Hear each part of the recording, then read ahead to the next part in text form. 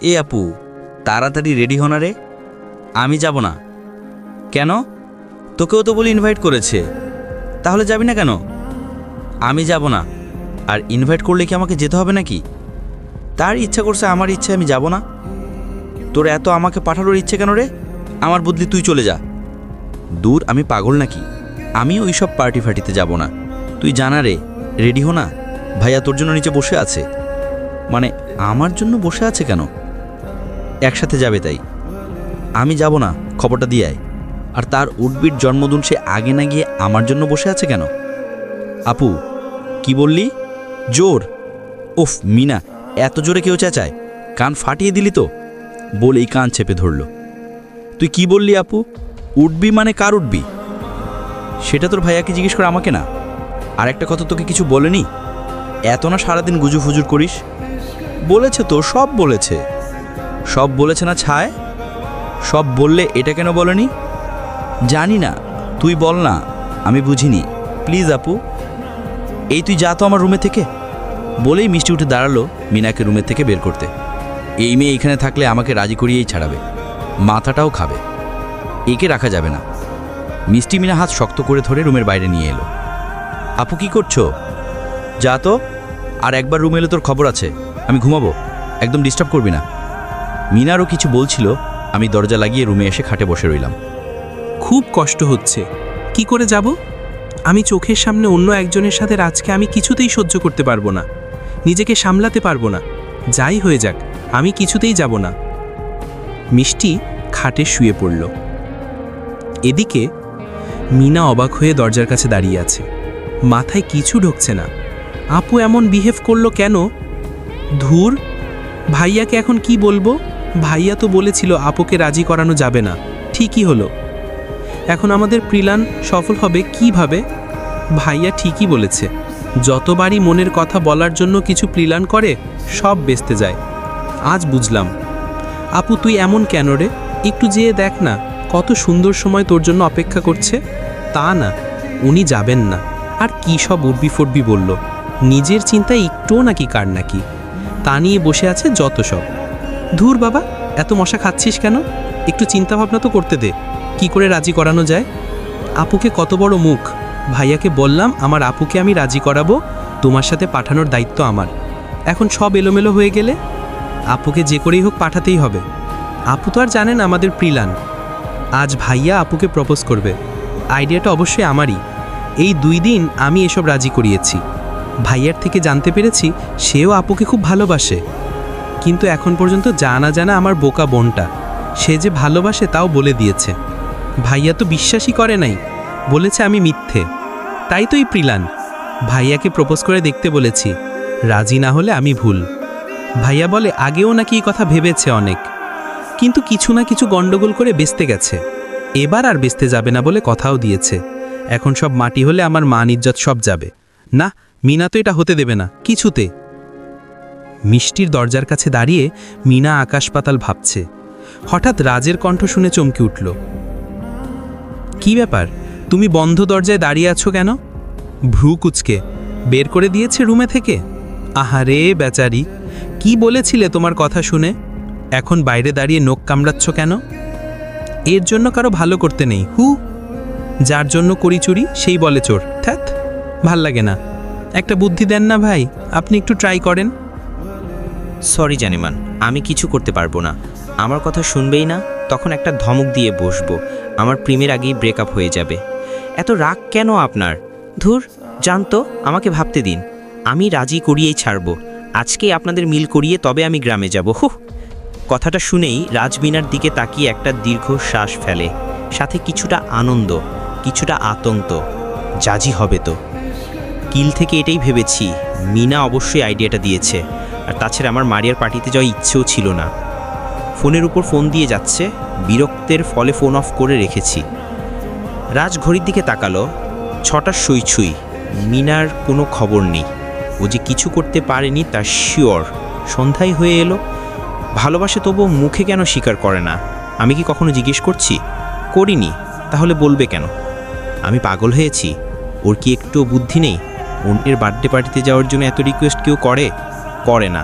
তাহলে কেন স্পেশাল কিছু ভাবতে পারছে না? মারিয়া না বলে ওকে বলেছে আমি ভালোবাসি। আর অনুভূতি কিন্তু মারিয়া জানলো কিভাবে? আমরা এসে গেছি। হঠাৎ মিনার কথায় তাকিয়ে আমার চোখ আটকে গেল দরজার কাছে। মাথা নিচু করে দাঁড়িয়ে থাকা মিষ্টির দিকে। শাড়ি পরেছে মিষ্টি, মাথা নিচু করে আছে আর বারবার চুল ঠিক করছে। চুল আজকে খোলা, আমার খোলা চুল পছন্দের, কিন্তু মিষ্টি কখনো চুল খোলা রাখে না। আজকে মিনা নিশ্চয় জোর করে লাল শাড়ি পরেছে, হালকা সাজ, মায়াবতী লাগছে। আমি চোখ সরাতে পারছি না। দুষ্টু মিনার কাশিতে আর কথায় রেগে তাকালাম। খালি ওই দিকে দেখলেই হবে, এদিকেও একটু নজর দাও হ্যান্ডসাম বলেই চোখ টিপল মিনা। আমি তো তোমাকেই দেখছি, কি না লাগছে তোমাকে? কিন্তু রাজের মাথায় ঢুকছে না এগুলো কিভাবে। আর মিনাও কি যাবে নাকি? চোখের ইশারায় জিজ্ঞেস করলো, আপু তুই মামুনি আর আম্মুকে বলে আয় কেমন? উনি তো রেডি হয়নি। তাহলে চল আমরাই চলে যাই। আরে এই রাতে একা যাবো নাকি? কি যে বলিস, ভাইয়া রেডি হতে 5 মিনিটও লাগে না, তাই না ভাইয়া? কথার তালে তালে মিষ্টির সামনে ভাইয়া বলে জিভে কামড় দিলে মিনা। কি বললি? কিছু না, জানা বলে আয় প্লিজ। মিষ্টি কথা না বাড়িয়ে বেরিয়ে এলো। কিছু বুঝতে পারছে না ও। রাজের সাথে যাওয়ার কোনো ইচ্ছে নেই। খুব খারাপ লাগবে, নিজেকে সামলাতে পারবো তো? এত বুঝালাম তবু মিনা বুঝলো না। নিজের বোনও জানে আমি রাজকে ভালোবাসি, তবু এমন জিদ, শেষে কিনা যাবাইয়া ছাড়ল। কত ইমোশনাল কথা। সেই জীবনে শহরের জন্মদিন দেখে নেয়, তার খুব ইচ্ছে দেখার। তো জানা আমাকে কেন টানিস? আমাকে ছাড়া যাবে না। সেখানে চেনা কেউ নেই, আমি না গেলে সে বোর হবে। আমাকে বোর হওয়া থেকে বাঁচার জন্য নিচ্ছে। আবার সাজবো বললাম, যাই 3 পিস পরে না, শাড়ি পর। না, আমার খুব তোকে শাড়ি পরা দেখতে ইচ্ছে হচ্ছে। কাল বাদে পরশু তো চলেই যাব কামে, একটু ইচ্ছে পূরণ করতে দে, যেন আমি মরে যাব আর জীবনে দেখতে পাবে না।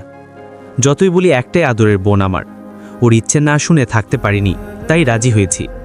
রাজের সামনে দাঁড়িয়ে এত আনইজি লাগছিল। ফার্স্ট টাইম এমন সেজে তার সামনে গেছি।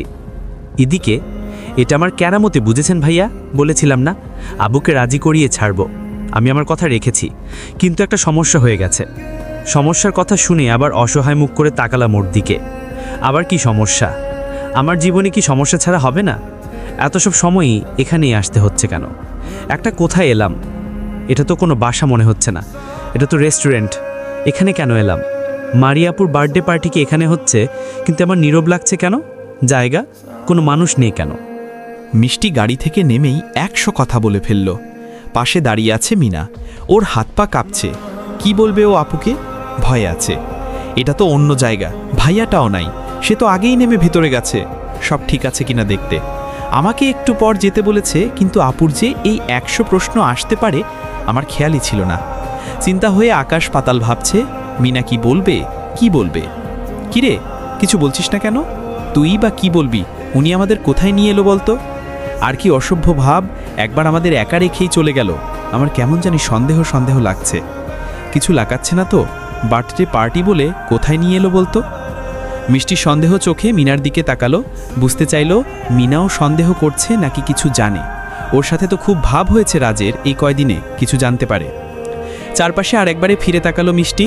না রেস্টুরেন্ট, বাইরে তো 2-1 ছাড়া লোকও দেখছি না।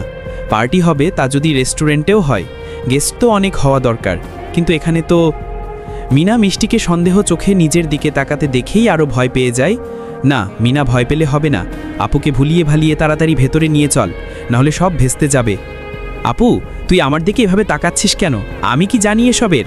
তুই বল, চল না ভেতরে গিয়ে দেখি কি হচ্ছে। ঠিক তো, তোরাই তো জোর করে আনরি। আমার কিছু গন্ডগোল হলে তোর কিন্তু খবর আছে। মিনা কিছু বলল না, প্রতি উত্তরে মিষ্টির হাত ধরে এগিয়ে যেতে লাগলো। মিষ্টি ওর হাত ছিঁড়িয়ে নিল। হাত ধরিস কেন? শাড়ি পরেছি দেখতে পাচ্ছিস না? এমনিতেই পড়ে যাচ্ছি জ্বালা, আমাকে ধরে হাঁটতে দে না, ধপাস করে পড়ে কেলেঙ্কারি হয়ে যাবে। হো সরি রে, ভুলেই গেছিলাম। দেখ তো ঠিক আছে কিনা, খুলে যায়নি তো কোথাও? না ঠিক আছে, আমার খালি মনে হচ্ছে খুলে যাচ্ছে। কি যন্ত্রণা, এই জন্য আমি শাড়ি পরতে চাইনি, তোর জন্য শুধুমাত্র এমন ঝামেলা করতে হচ্ছে। বকাবকি বাদ দিয়ে চল তো, এমন একটা সময় এটাই ঠিক আছে। পরের জন্য তুই আমাকে ধন্যবাদ দিবে দেখিস। মানে ধন্যবাদ বাদ দিতে যাব কেন? মিনা বিরক্ত হয়ে তাকালো। মিষ্টি আর কিছু না বলে সামনে এগোলো, কিন্তু চিন্তা যাচ্ছে না এ কোথায় নিয়ে এলো। এখানে তো কেউ নেই। আপু তুই ভেতরে যা, আমি একটু আসছি মানে তুই আবার কোথায় যাবি? গাড়িতে একটু দরকার, তুই জানা। কিছু বলবে কিন্তু মিনার, শুনলে তো চলে গেল দরজা কাজ। চলে এসেছে তাই একাই ভেতরে ঢুকে এলো। কিন্তু এ কি, এত অন্ধকার কেন? লোডশেডিং হয়েছে নাকি কারো আওয়াজ তো কানে আসছে না, ঘুটঘুটে অন্ধকার, আর মনে হচ্ছে আমি একাই আছি। ফোনের টর্চলাইট জ্বালিয়ে সামলা ধরতেই রাজকে চোখে পড়ল। আমার থেকে কিছুটা দূরে দাঁড়িয়ে ওই দিকেই ঘুরে আছে। পেছনে দেশটি আমি চিনতে পেরেছি তাকে, কিন্তু আর তো কেউ নেই। একা কেন? ভিড় করে কি যেন বলছে। আমি ডেকে কিছু বলবো তার আগেই শাড়িতে বেজে পড়ে যেতে নিলাম, সাথে জোরে চিৎকার দিলাম। আমি ফালতু কথা কি বললাম? জানি না, আমি কিছু বলতে চাই তোমাকে, যার জন্য এখানে এসে